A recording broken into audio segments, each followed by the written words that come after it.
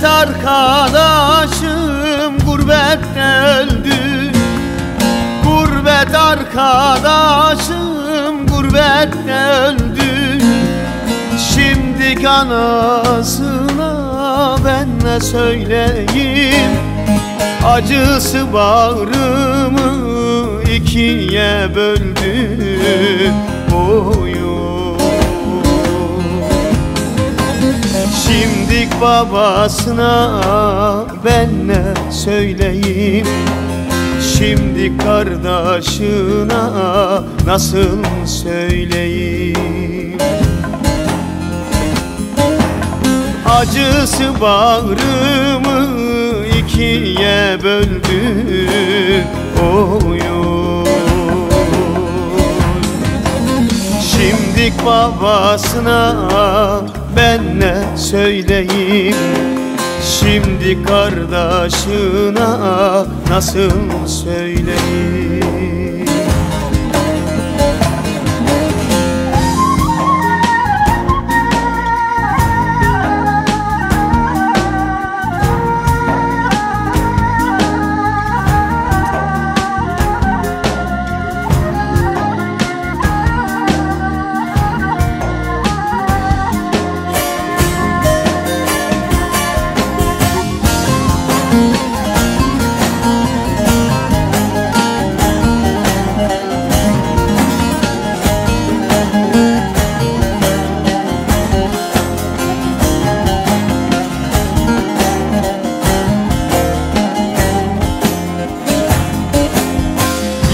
Yaram göz göz oldu sızılar.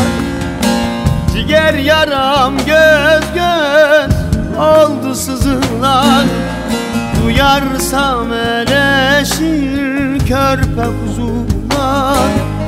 Kalk lan Halim gidek gidek ailen arzular. Oy oy. Şimdik sevdiğine ben ne söyleyeyim? Şimdik bacısına ben ne diyeyim? Kalk lan Halim gidek gidek ailen arzular. Oy oy. Şimdik sevdiğine ben ne söyleyeyim? Şimdik bacısına ben ne diyeyim?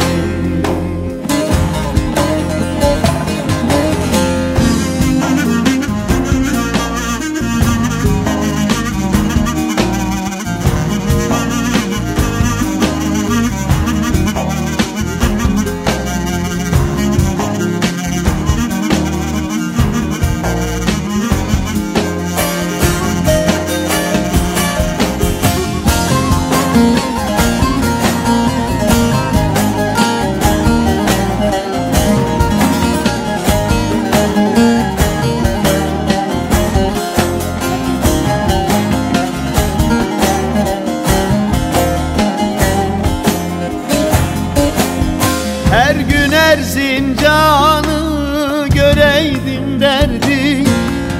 Her gün Erzincan'ı göreydim derdi. Ekmeğini suya bandırır yerdi. Öldürecek Devran babanın derdi. Oy oy. Şimdik amcasına ben ne söyleyeyim? Şimdik dayısına ben ne diyeyim? Öldürecek Devran babanın derdi. Oy oy. Şimdik bu dostlara ben ne söyleyeyim? Şimdi komşulara ben ne diyeyim?